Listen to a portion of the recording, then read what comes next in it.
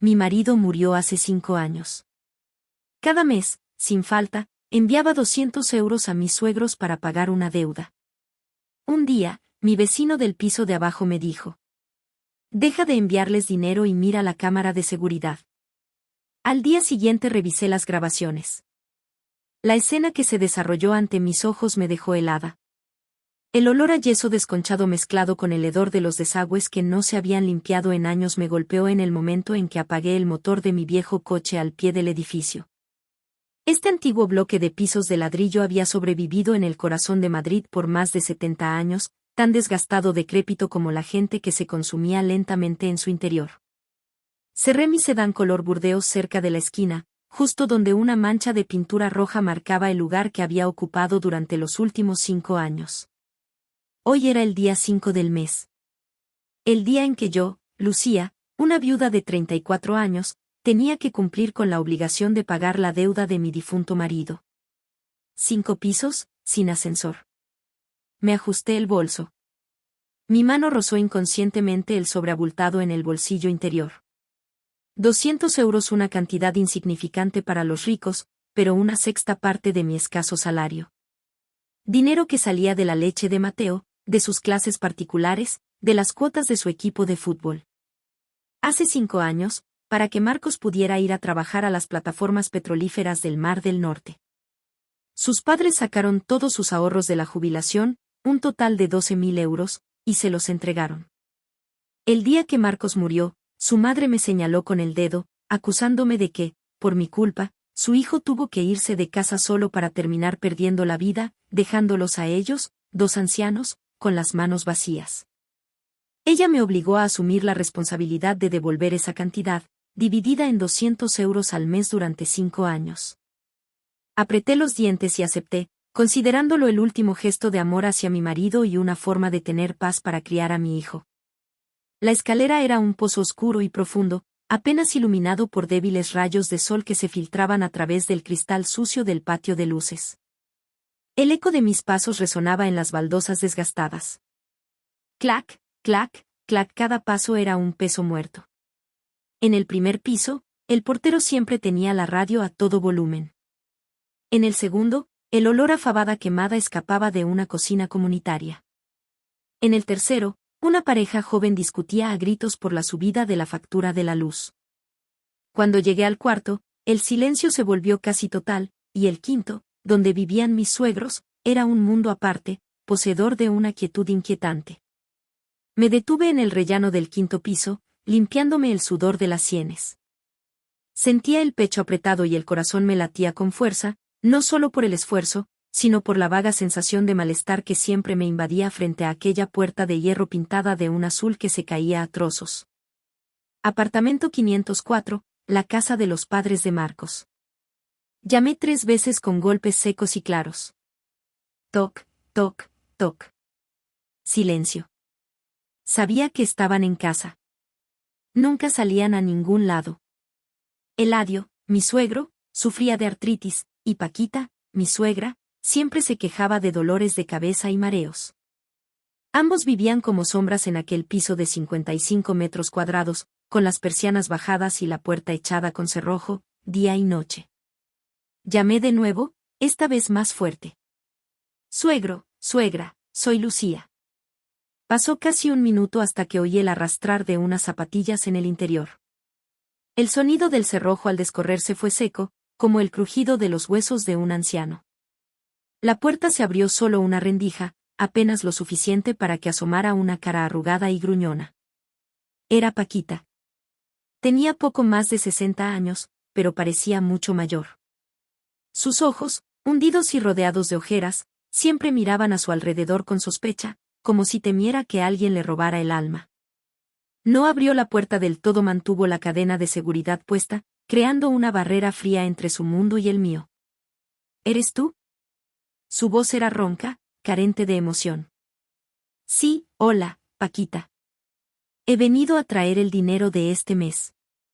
Traté de mantener una sonrisa, aunque sentía los músculos de la cara tensos. Ah, dámelo, dijo secamente. Abrí mi bolso apresuradamente y saqué el sobre que ya tenía preparado. Lo ofrecí con las dos manos a través de la estrecha abertura. Aquí están los 200 euros de este mes para que podáis comprar vuestras medicinas. Paquita extendió una mano huesuda, surcada de venas azules, y arrebató el sobre con la velocidad de un ave de presa. Sin contarlo ni mirarlo, se lo metió directamente en el bolsillo de su bata. El gesto fue tan automático y decidido que me sentí como una extraña en deuda, no como su nuera. ¿Está bien, Mateo?, preguntó sin mirarme a los ojos, desviando la mirada hacia las escaleras detrás de mí, como vigilando si alguien subía. Sí, está genial. No deja de preguntar por sus abuelos. Este fin de semana, si queréis, puedo traerlo para que pase el día con vosotros. Ya casi he terminado de pagar la deuda. Me gustaría que estuvierais más cómodos con él. Al oír eso, el rostro de Paquita se agrió y agitó la mano con nerviosismo. No, no. Tu suegro está mal de la pierna y yo tengo dolor de cabeza. Un niño en casa es mucho alboroto. No estamos para ruidos. Terminar los pagos es asunto tuyo. Ya te llamaremos cuando nos sintamos mejor para que lo traigas. La misma excusa de siempre. En 5 años, las veces que el pequeño Mateo había pisado esa casa se podían contar con los dedos de una mano, y siempre nos echaban después de 15 minutos con cualquier pretexto. Está bien, bueno, tal vez en otro momento, bajé la cabeza, tragándome la amargura que subía por mi garganta. Vete ya, que estando en la corriente vas a pillar un resfriado y luego es peor. Dicho esto, Paquita dio un portazo. El cerrojo sonó con un clic definitivo. Me quedé allí plantada, mirando la fría e impersonal puerta de hierro. Ni una invitación a pasar, ni un vaso de agua. Pegué la oreja a la puerta, esperando oír la voz de mi suegro, o al menos el sonido de la televisión. Cualquier ruido normal de una casa habitada, pero no. Dentro reinaba un silencio absoluto. Un silencio aterrador. Como si esa casa fuera una tumba gigante devorando cualquier sonido de vida. El viento se colaba por el hueco de la escalera, enfriándome la espalda. Se me puso la piel de gallina y me subí el cuello de la chaqueta, dándome la vuelta para bajar. Sentía el corazón pesado. Marcos, te fuiste y me encajaste esta deuda. Casi he terminado de pagarla. ¿Por qué tus padres siguen siendo tan fríos con tu hijo y conmigo? La pregunta flotaba en mi mente, perdiéndose en el vacío de la oscura escalera. No sabía que, en el preciso instante en que me daba la vuelta, un par de ojos me observaba a través de la persiana entreabierta. Una mirada que no era la de un anciano, sino una afilada y calculadora. Bajé al patio sintiendo que escapaba de un sótano sin aire. El sol de la tarde, de un amarillo pálido, se filtraba entre las ramas de los árboles, dibujando manchas de luz en el suelo de hormigón. El ambiente del patio contrastaba con la quietud del 5º piso. Unos chicos jugaban al baloncesto, gritando a pleno pulmón. Varias mujeres sentadas en los bancos limpiaban judías verdes y cotilleaban animadamente. Me dirigía hacia mi coche, lista para arrancar e ir a recoger a mi hijo, cuando una mano arrugada pero firme me agarró la muñeca. Lucía, ¿eres tú, pequeña? Me di la vuelta sobresaltada. Era la señora Carmen. Había sido la presidenta de la comunidad de vecinos en su día y, aunque estaba jubilada, mantenía ese aire de autoridad y el gusto por saberlo todo. Estaba sentada en un banco de piedra abanicándose con un trozo de cartón y mirándome fijamente con los ojos entrecerrados. Sí, hola, señora Carmen, disfrutando de la brisa, la saludé cortésmente. La señora Carmen no respondió a mi comentario trivial. Me hizo sentar a su lado y miró a su alrededor como si temiera que alguien la oyera. Luego se acercó a mi oído y susurró con aire de misterio. ¿Has subido a pagarles la deuda a esos dos otra vez?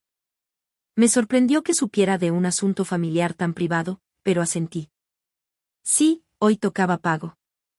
La señora Carmen chasqueó la lengua y sacudió la cabeza con una expresión de compasión mezclada con cierto temor. Bajó aún más la voz. Pobre criatura, trabajando como una mula para mantener a gente que no se lo merece. Escúchame bien. El mes que viene no les des ni un céntimo. Fruncí el ceño, sin entenderla. La señora Carmen era conocida por ser cotilla, pero no era una mala persona que incitara a no pagar las deudas. ¿Por qué dice eso? Solo me quedan un par de meses. Son por los 12.000 euros que Marcos pidió para irse fuera. Tengo que cumplir con mi obligación.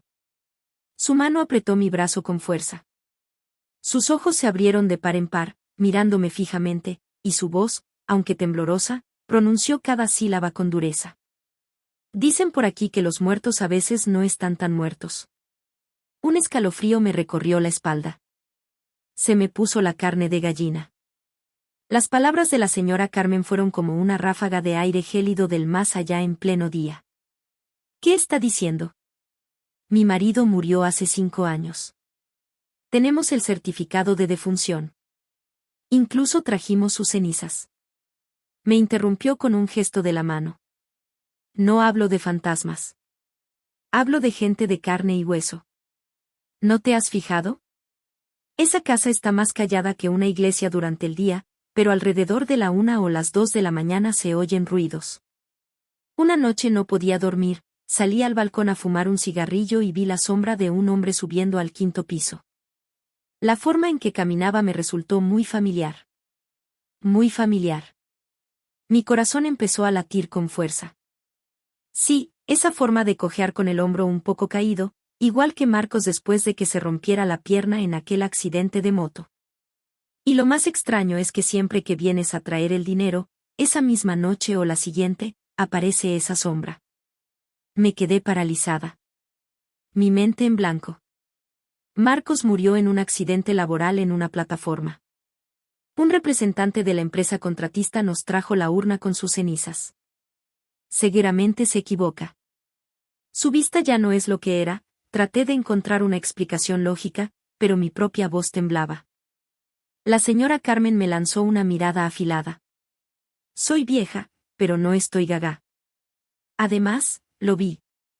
Llevaba una gorra calada hasta las cejas y una mascarilla. Si fuera un ladrón, estaría merodeando. Pero este sacó una llave del bolsillo y abrió la puerta como si fuera su casa. Si no me crees, es problema tuyo, pero hazme caso y compruébalo. En el rellano entre el 4.º y el 5.º piso, el administrador acaba de instalar una cámara de seguridad por los robos. Pide a alguien con contactos que te consiga las grabaciones. Dicho esto, la señora Carmen me soltó el brazo y siguió abanicándose como si nada hubiera pasado. Me levanté con las piernas temblorosas y caminé hacia mi coche. Mi cabeza era un torbellino. Las palabras de la señora Carmen resonaban en mi interior. No tan muerto. Camina cojeando. Abrió la puerta como si fuera su casa. Puse la llave en el contacto con las manos temblando. Un miedo vago pero abrumador empezó a apoderarse de mí. Si Marcos estaba vivo, ¿por qué me había dejado cargar con esta enorme deuda durante 5 años? Las calles de Madrid en hora punta eran un caos. Pero yo me sentía completamente ajena a todo aquello. En mi cabeza, una película se repetía a cámara lenta, conectando recuerdos fragmentados de los últimos 5 años. Recordé las visitas a mis suegros. ¿Por qué Paquita siempre exigía el dinero con tanta dureza? Los 12.000 euros eran sus ahorros de jubilación. No los necesitaban de inmediato. ¿Por qué insistían en que les pagara 200 euros cada mes sin faltar un céntimo? Sus pensiones de la Seguridad Social sumaban casi 2.000 euros entre los dos. Viviendo donde vivían, era más que suficiente para 2 ancianos austeros. ¿Para qué necesitaban 200 euros más en efectivo cada mes?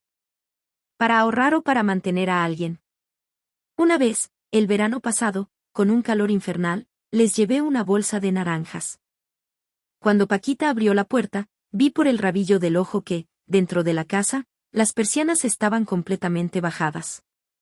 No tenían aire acondicionado ni las ventanas abiertas. ¿Cómo aguantaban el calor así 2 personas mayores, a menos que intentaran ocultar la presencia de alguien más? Mamá, Mateo te está esperando. La voz aguda de mi hijo me devolvió a la realidad. Había llegado a la puerta de su colegio. El niño corrió hacia mí sudando. Lo abracé, sintiendo un nudo en el estómago. El padre de Mateo. El día que recibí la noticia de la muerte de Marcos, me desmayé varias veces. Paquita solo repetía que él se había ido a buscar un futuro mejor para la familia. Ahora que ha muerto, nos hemos quedado sin nada y con deudas. Tú eres su esposa. Tienes que hacerte cargo. Por el amor a mi hijo, para que no perdiera a sus abuelos, acepté trabajar sin descanso para pagar la deuda. Pero, ¿y si lo que decía la señora Carmen era verdad? La idea me hizo dar un volantazo, casi chocando con un coche que venía en dirección contraria. «Mamá, ¿estás bien?», preguntó Mateo asustado. «Sí, cariño, no es nada. Solo estoy un poco cansada». Cuando llegamos a casa, después de hacer la cena y acostar a mi hijo, me senté frente al ordenador. La pantalla brillaba, pero no podía concentrarme. Abrí un cajón y saqué mi libreta de presupuestos. La línea pagar deuda abuelos 12.000 estaba rodeada con un círculo rojo. Había pagado durante 58 meses. Solo quedaban 2. Si Marcos estaba vivo, significaba que no estaba pagando una deuda, sino que me estaban estafando. Recordé el detalle de la cojera. Marcos se había roto el tobillo izquierdo en un accidente de moto en 2018. La sospecha, como el ácido, empezó a corroer mi confianza. Necesitaba pruebas. Cogí el teléfono y busqué un nombre en mis contactos. Nacho era un primo mío, un genio de la informática. «Nacho, ¿qué pasa llamándome a estas horas?» «Nacho, ¿estás ocupado? Necesito un favor». «Dime que sí porque es algo delicado». «¿Conoces a alguien que gestione las cámaras del edificio donde viven mis suegros?» Hubo un silencio al otro lado. «El de la zona sur. Tengo un amigo en la empresa de seguridad que las instaló». «¿Por qué? ¿Han robado algo?» «Sí, algo así. Creo que se me cayó la cartera en las escaleras». «¿Hay alguna forma de que me consigas los archivos de la cámara de las escaleras entre el cuarto y el quinto piso de los últimos 3 meses?» «Preguntaré mañana y te digo algo». «Por favor, Nacho, es muy importante». Colgué con las palmas de las manos empapadas en sudor. La flecha ya había salido del arco. Acababa de empezar mi búsqueda de la verdad.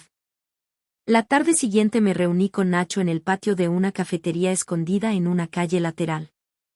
Llegó puntual y sacó un portátil de su mochila. «Lucía, ¿qué te pasa?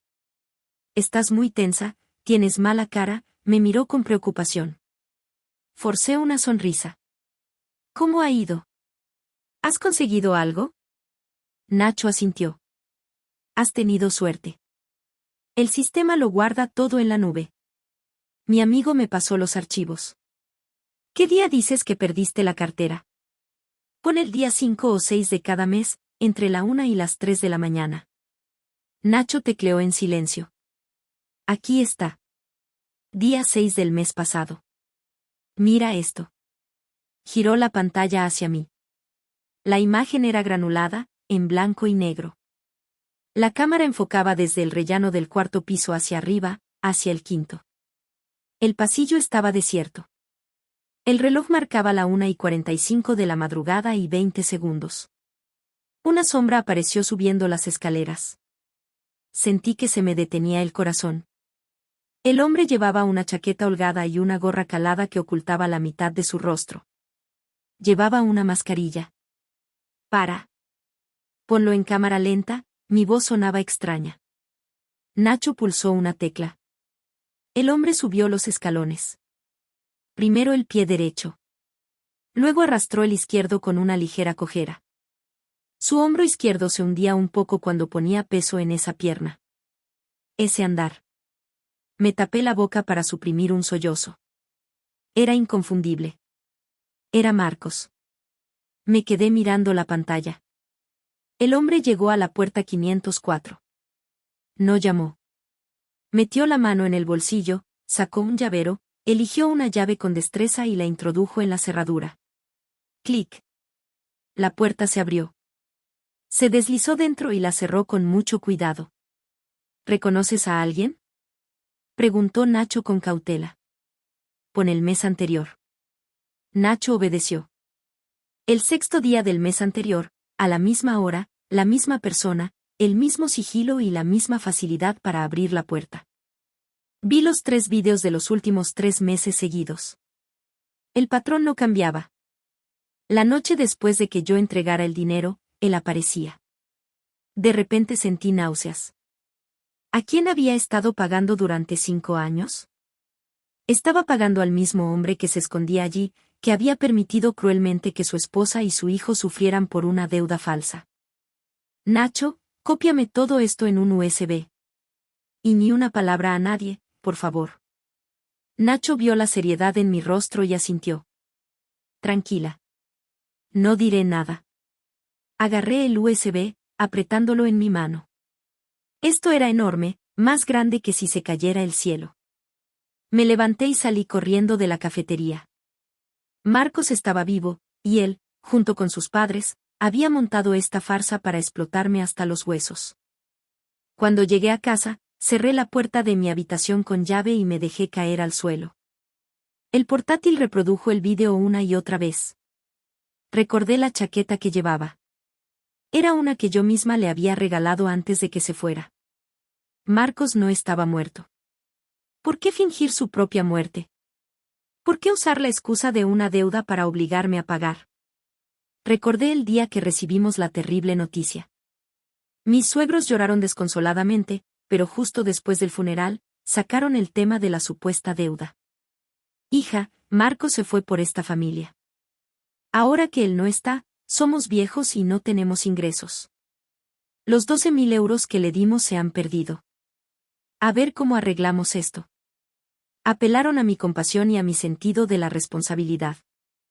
Sabían que nunca abandonaría a los padres de mi marido, y así, me convirtieron en su cajero automático durante 5 años. El dolor se transformaba en ira, una rabia que ardía lentamente. Casi 14.000 euros contando intereses y regalos. Era mi sudor, mis lágrimas.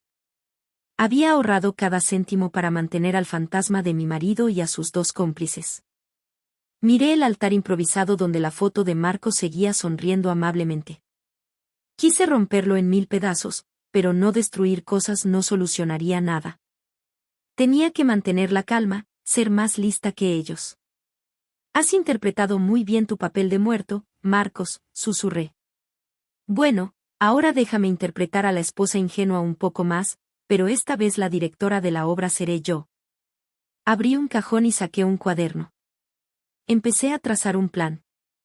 Paso 1. Confirmar la identidad del hombre del vídeo. Paso 2. Investigar la situación financiera real de Marcos y su familia. Paso 3.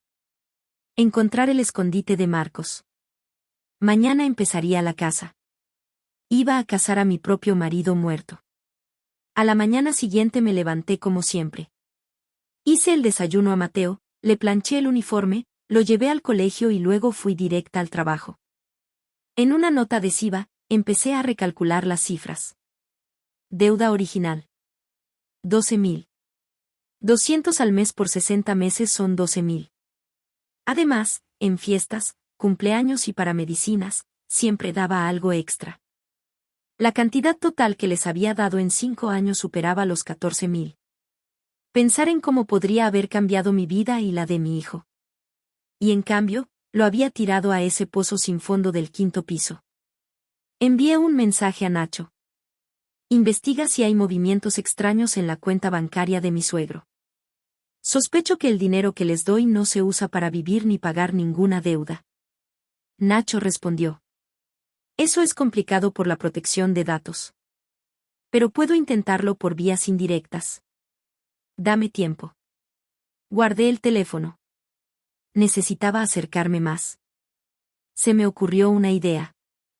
Si volvía a casa para recoger el dinero que yo acababa de entregar, ¿lo necesitaba para algo?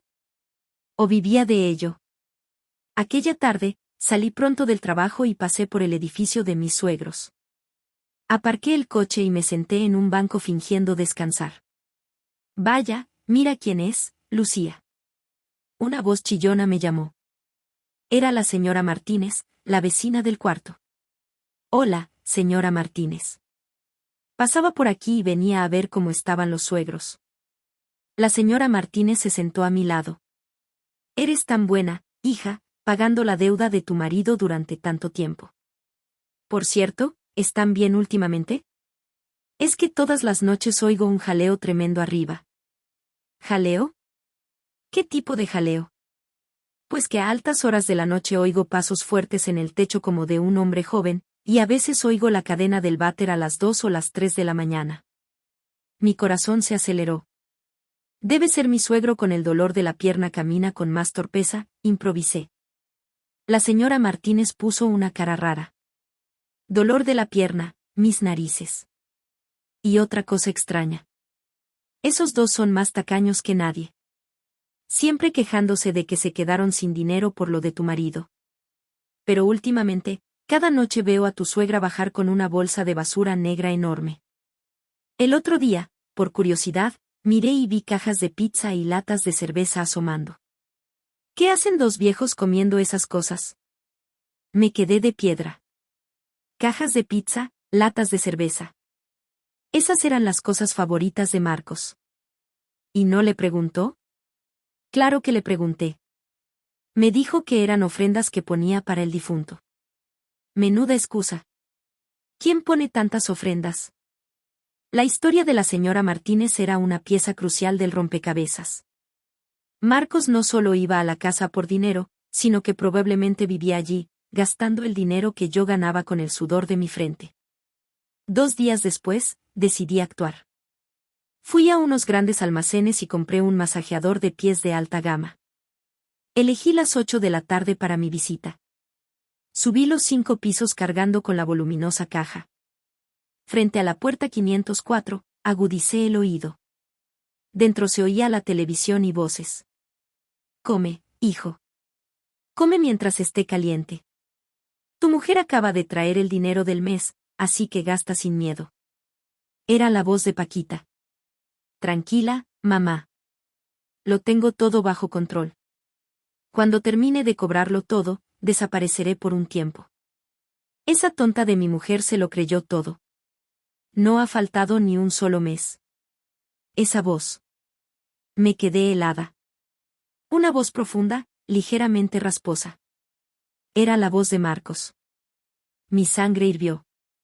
Quise derribar la puerta y entrar, pero la razón me detuvo. Llamé. Toc, toc, toc. Las voces cesaron inmediatamente. ¿Quién es? Preguntó mi suegro desde dentro. Suegro, es Lucía. Le he traído una máquina de masaje para los pies. Pasó un buen rato hasta que oí el arrastrar de las zapatillas. La puerta se abrió una rendija. Esta vez era Eladio quien bloqueaba la entrada. A estas horas, hija. ¿Por qué no has llamado? Salí del trabajo, pasé por el Corte Inglés y vi esta máquina que va genial para la artritis. Eladio se interpuso en mi camino. No, no, déjala ahí. La casa está muy desordenada. No soy una extraña, suegro. Además, quería entrar a encender una vela por Marcos. La cara de mi suegro se descompuso. ¿Qué tonterías dices? Anda, vete a casa. Justo en ese momento, desde el dormitorio del fondo, se oyó una tos. Una tos seca y corta de hombre. Mi suegro dio un brinco. Tu suegra está otra vez con la tos. Vete ya. Anda. Me arrebató la caja de las manos y dio un portazo. Me quedé sola en el pasillo. Esa tos no era de Paquita. La presencia de Marcos en esa casa estaba confirmada. A la mañana siguiente, recibí una llamada de Nacho. Lucía, he encontrado algo interesante. Fui a verle. Me enseñó un archivo Excel en su portátil. He comprobado el historial de transacciones. Los cheques de la pensión llegan puntualmente cada mes, pero no han sacado ni un solo euro en años. Tienen decenas de miles de euros acumulados. ¿No sacan dinero? Pregunté asombrada. Nada, solo ingresos. ¿Entonces de qué viven? La pizza, la cerveza, las cosas que dice la señora Martínez que ve. Todo eso cuesta dinero. Efectivo, dije en voz alta. Aparte de mi dinero, alguien más tiene que estar dándoles efectivo. Exacto, Y esa persona solo puede ser Marcos. No hace transferencias para no dejar rastro digital. Les trae el dinero en mano cuando entra a escondidas por la noche para que no pasen necesidades. Tienen una fortuna que su hijo les da y, aún así, te han estado exprimiendo hasta el último céntimo. Apreté los puños. Esta verdad era aún más cruel que si fueran pobres. Eran ricos gracias al dinero sucio de su hijo, pero su codicia los llevó a robar el sudor de mi frente. Sospecho que Marcos está metido en algo ilegal. El dinero que gana no es poco. ¿Puedes averiguar qué hace? Eso es más difícil, pero intentaré seguir el rastro a través de sus antiguos contactos. Gracias, Nacho. Marcos se escondía en algún lugar, metido en negocios turbios, y usaba a sus padres y una deuda falsa para explotar a su propia familia por pura codicia. Al salir de ver a Nacho, pasé por una copistería. Todavía me faltaba una pieza. La muerte de Marcos. Recordé el día que recibimos la urna. El representante, un tipo llamado S.R. Torres, dijo que Marcos había tenido un accidente y tuvieron que incinerarlo con urgencia. La familia no pudo ir a identificar el cuerpo. Mis suegros aceptaron, diciendo que era mejor que su hijo descansara en paz. Decidí llamar al S.R. Torres. ¿Hola? Hola, S.R. Torres. Soy Lucía, la mujer de Marcos. Ah, hola, Lucía. ¿En qué puedo ayudarte? Estoy tramitando la pensión de viudedad y la aseguradora me pide el informe forense original y el certificado de defunción del registro civil. ¿Podría ayudarme a conseguirlos? Uf. Eso es muy difícil. Han pasado 5 años. Esos papeles ya no existen. Además, en su momento se hizo todo por canales humanitarios. La documentación era muy básica. El S.R. Torres tartamudeaba. Por favor, inténtelo. Le compensaré por las molestias. Bueno, veré qué puedo hacer. El S.R. Torres colgó apresuradamente. Su actitud confirmó mis sospechas. Seguramente había colaborado en la falsificación de los documentos. Miré hacia el sur, hacia el pueblo rural donde era la familia de Marcos. La urna con sus cenizas estaba en el panteón familiar. Tenía que abrir esa urna. Llamé a mi suegra. Paquita, este fin de semana quiero llevar a Mateo al pueblo para ponerle flores a su padre. Ya he pagado toda la deuda y quiero ir a dar las gracias. Es un viaje muy largo. ¿A qué vas a ir? Dijo Paquita secamente. No puedo evitarlo, Paquita. Anoche soñé con Marcos y me lo pidió. Estoy muy preocupada. La gente mayor suele ser supersticiosa. Está bien.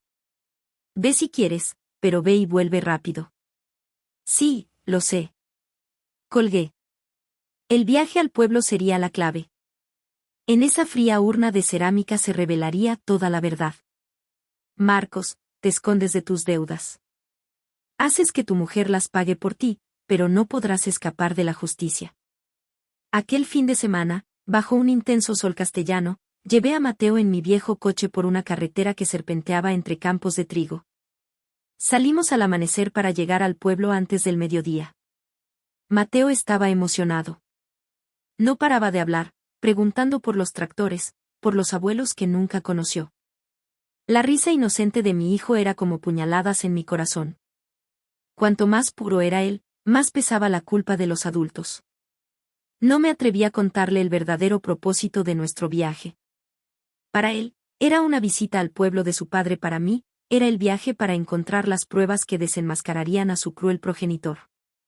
Cuando llegamos al pueblo, varios familiares nos recibieron con cariño. Mi tío político, el que cuidaba el cementerio, salió a ayudarnos con las maletas. ¡Qué alegría, Lucía! ¿Cuánto tiempo?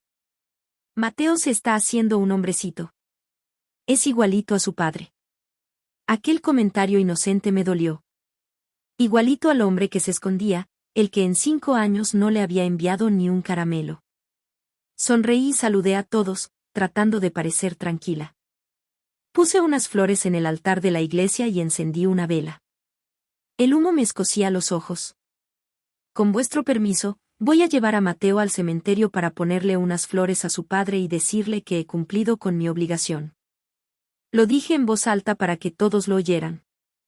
Mi tío asintió. Haces bien, hija.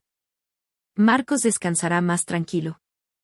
Quédate a comer y ve por la tarde, que ahora hace mucho calor. No, gracias, tío. Prefiero ir ahora. Por la tarde tenemos que volver a Madrid para que el niño pueda ir mañana al cole. Rechacé su oferta. Tenía que ejecutar mi plan a mediodía, cuando todo el mundo estuviera comiendo. Cogí a Mateo de la mano y fuimos al cementerio situado a las afueras. El sol pegaba fuerte, pero yo no sentía el calor. En mi bolso, además de las flores, llevaba un martillo pequeño, un destornillador y una microcámara con la batería cargada. El cementerio del pueblo estaba en silencio bajo la sombra de los cipreses. Las tumbas estaban limpias y ordenadas. El nicho de Marcos estaba en el columbario, tercera fila, con una placa de granito negro brillante y una foto de él sonriendo. Coloqué las flores. Mateo me ayudó a ponerlas. Papá, soy Mateo. He venido a verte. Ayúdame a sacar buenas notas. El niño juntó las manos y su voz infantil resonó en el silencio. Lo miré con los ojos llenos de lágrimas. Mateo, cariño, ¿por qué no vas a jugar un rato por allí mientras hablo un momento con papá? Vale, mamá. Mateo corrió obediente hacia un trozo de hierba a buscar saltamontes. Me quedé sola frente al nicho. Miré a mi alrededor. Ni un alma. A esa hora, todo el pueblo estaba en casa. Respiré hondo para calmarme. Con manos temblorosas, encendí la microcámara. La llevaba oculta en la solapa de mi chaqueta. Tenía que grabar todo el proceso como prueba. Me acerqué al nicho. La urna estaba detrás de una pequeña puertecita de cristal cerrada con llave. Mi tío me había dado una copia el día del entierro por si quería limpiarla alguna vez. Nunca imaginó que esa llave abriría la puerta a una verdad tan cruda. Metí la llave en la cerradura. El clic sonó seco y metálico. La puertecita de cristal se abrió. La urna de cerámica color tierra apareció ante mí. Grabado en ella estaba el nombre de Marcos García y las fechas. La cogí con las manos. Estaba fría. No el frío de la muerte, sino el frío de una mentira. La puse en el suelo y saqué el martillo y el destornillador. La tapa estaba sellada con silicona. Tuve que hacer palanca con cuidado para no romperla. El sudor me corría por la frente. Mi corazón latía con la fuerza de un tambor. Si alguien aparecía en ese momento, me tomarían por una loca profanadora de tumbas. Crack. Un trozo de silicona saltó. Contuve el aliento y seguí haciendo palanca. Tras unos minutos de esfuerzo, la tapa cedió. Con un último empujón, saltó. Contuve el aliento y miré dentro. Vacía. No del todo. En el fondo había una capa de polvo y varias piedras de construcción del tamaño del puño de un niño. Ni cenizas, ni fragmentos de hueso, nada que se pareciera a los restos de un cuerpo humano incinerado. Me fallaron las piernas. Me dejé caer al suelo, mirando aquellas piedras inertes. Aunque me lo esperaba, ver la verdad con mis propios ojos fue un choque. Durante 5 años, toda la familia había estado venerando un puñado de escombros. Durante 5 años, mi hijo y yo habíamos rezado a unas rocas. Era una broma macabra de una crueldad infinita. Agarré la cámara y grabé el interior de la urna, enfocando cada piedra, cada mota de polvo. Mientras grababa, hablaba con voz ahogada pero firme. Hoy, 15 de mayo de 2024, yo, Lucía Vázquez, esposa de Marcos García, he abierto la urna funeraria de mi marido en el cementerio de su pueblo natal. En su interior no hay cenizas, solo piedras. Esta es la prueba de que la muerte de Marcos fue un fraude. Cuando terminé, volví a meter las piedras en la urna. La cerré y la sellé con un pegamento fuerte que había traído. Lo hice todo rápido, sin dejar rastro de que la urna había sido abierta. La devolví a su nicho y cerré la puertecita de cristal con llave. Todo volvió a su apariencia normal, pero mi interior era un mar embravecido. «Mamá, he cogido un saltamontes gigante», gritó Mateo desde lejos. Me sequé las lágrimas a toda prisa. Me arreglé la ropa y sonreí para recibirle. «Qué bien, campeón. Vámonos ya, que hace mucho sol». Le cogí de la mano y salimos del cementerio. A mis espaldas, la tumba falsa seguía en pie, un monumento al engaño de la familia de mi marido. Pero no seguiría en pie por mucho tiempo. Me lo juré a mí misma. Comimos algo rápido en casa de mi tío y salimos hacia Madrid con la excusa de que a Mateo le dolía la barriga. En el camino, paré en un hostal de carretera para descansar.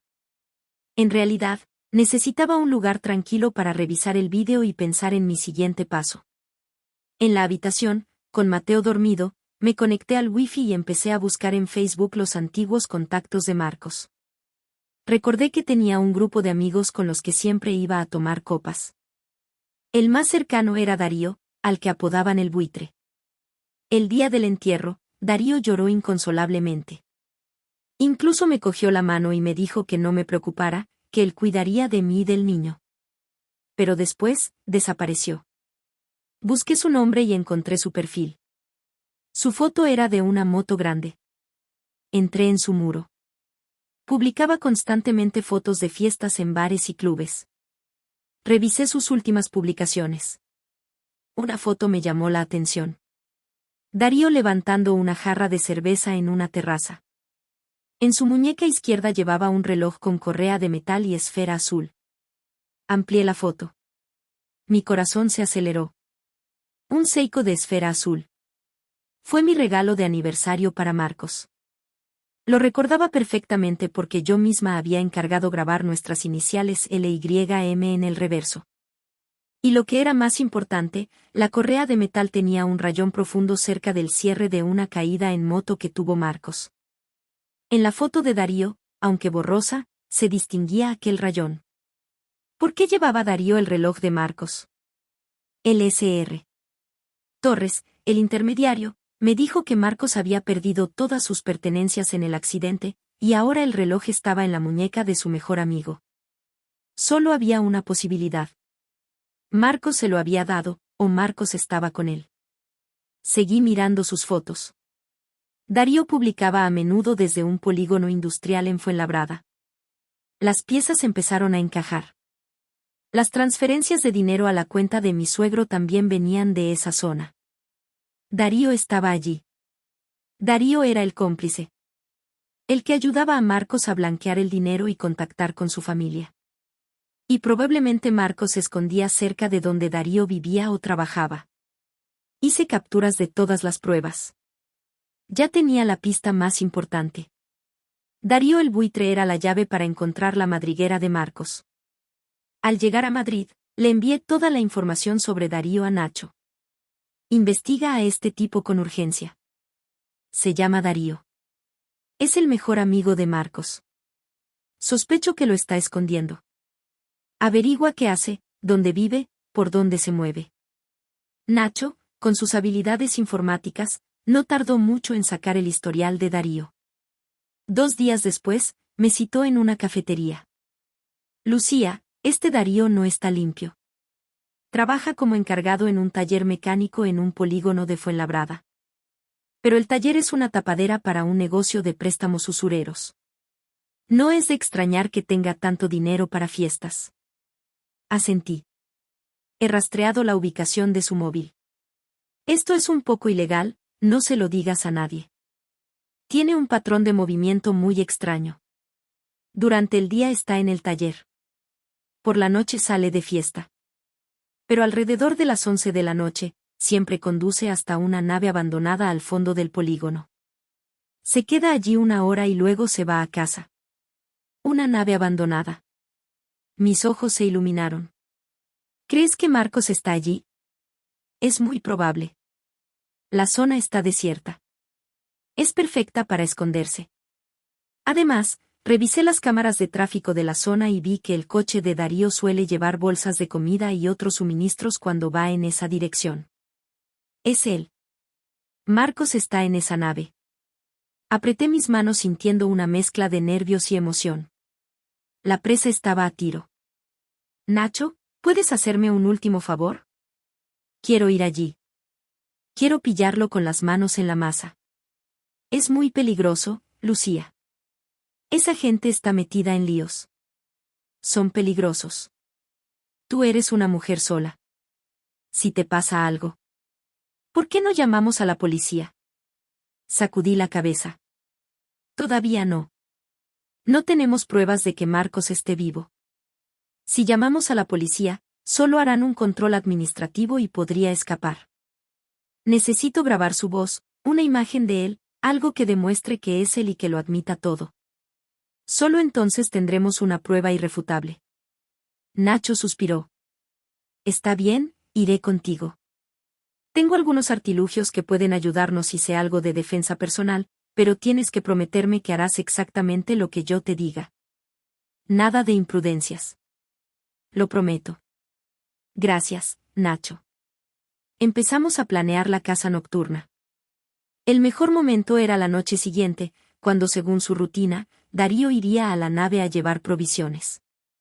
Volví a casa y miré nuestra foto de boda. La sonrisa de Marcos me pareció falsa y asquerosa. Te escondes muy bien, Marcos, pero olvidaste una cosa. Ninguna mentira dura 100 años. Mañana por la noche te quitaré la máscara. Abracé a Mateo y le besé la frente. Tranquilo, mi amor.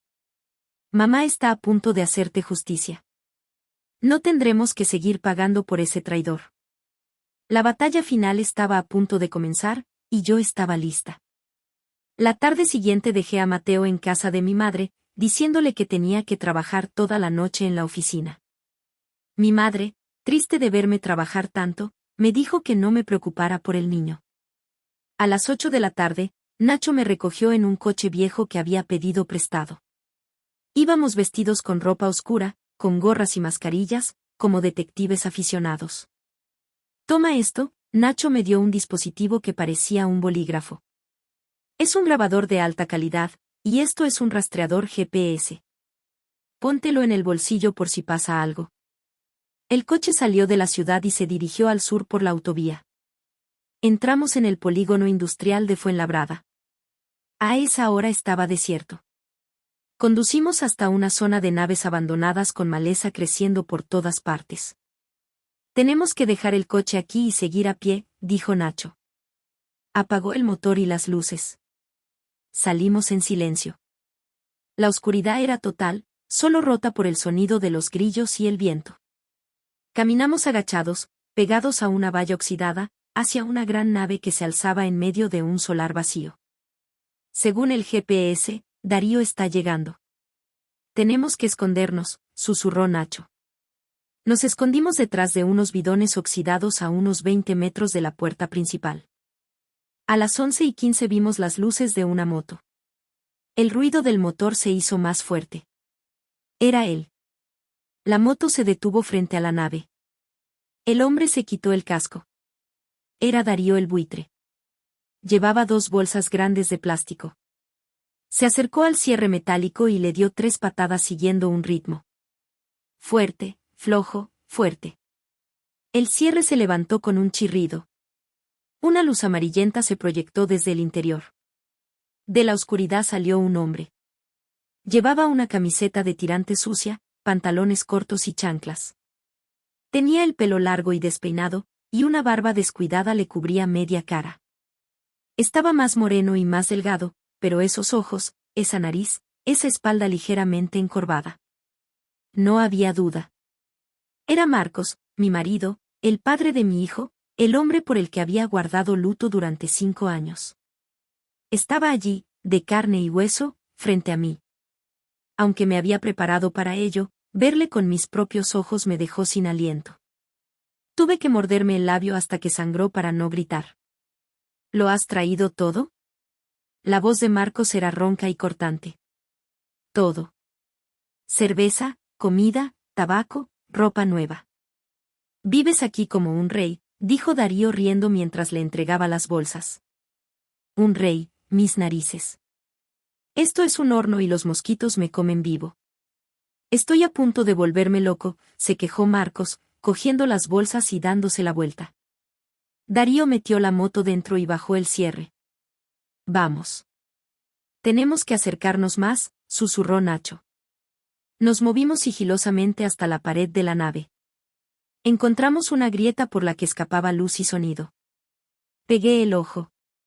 Dentro, en una esquina, estaba el nido de Marcos. Un colchón en el suelo, una mesa de plástico, un ventilador y una pequeña televisión. Los dos hombres se sentaron y abrieron unas cervezas. Encendí el grabador y lo pegué a la grieta. La conversación llegó a mis oídos con una claridad brutal. Bebe, que está fría, dijo Darío.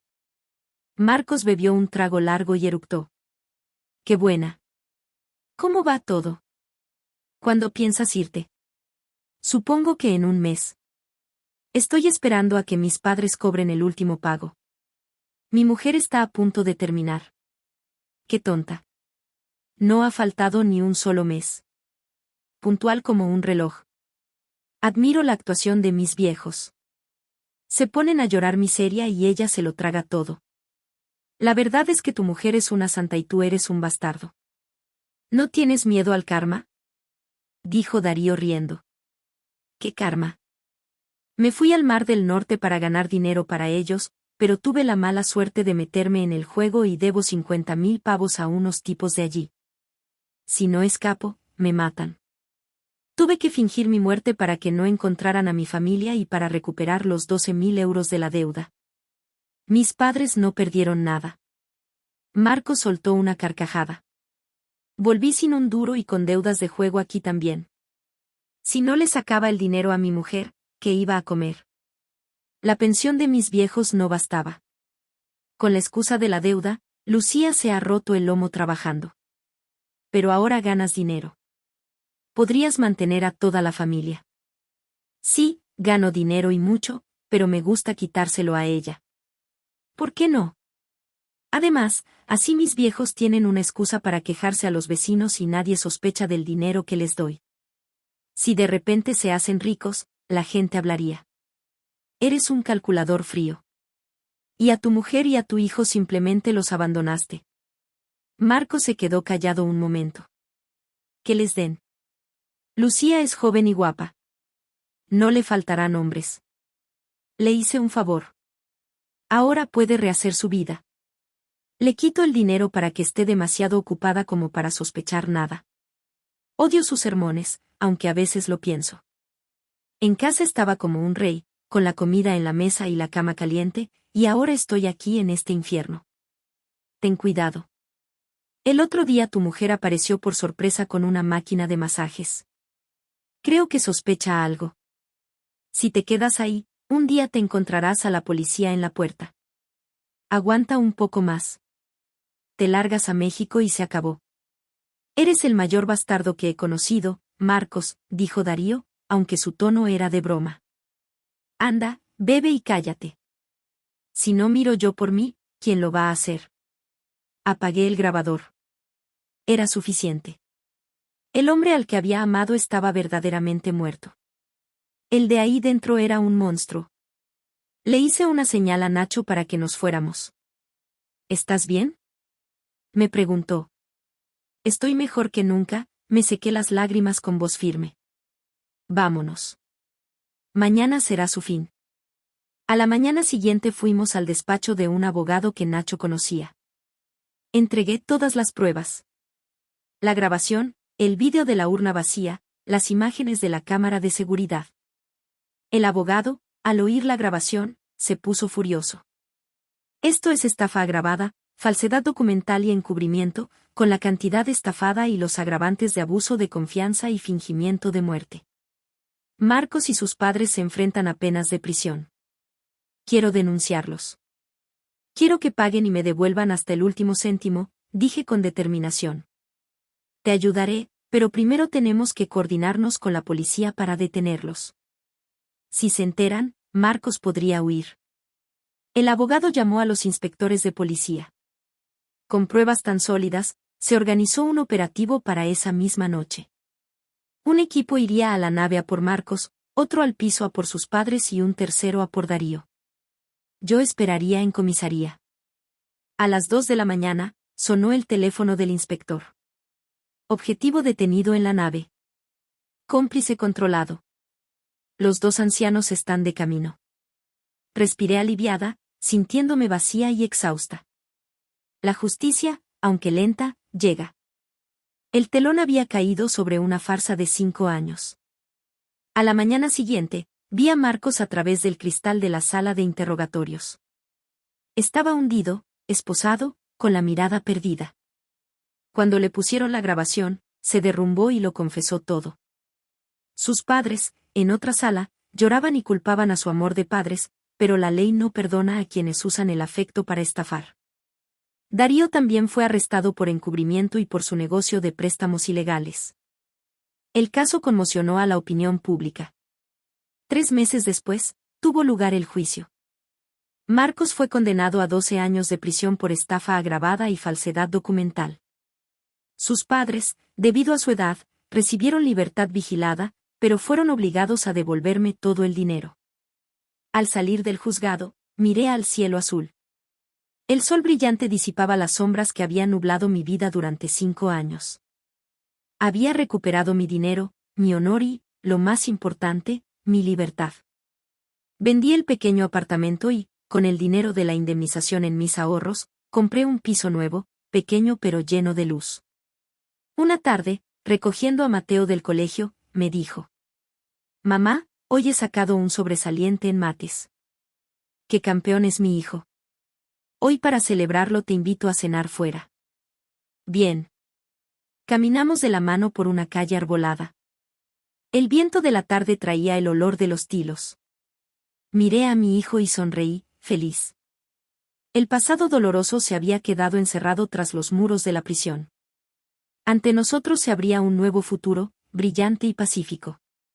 Di las gracias en silencio por las tormentas pasadas.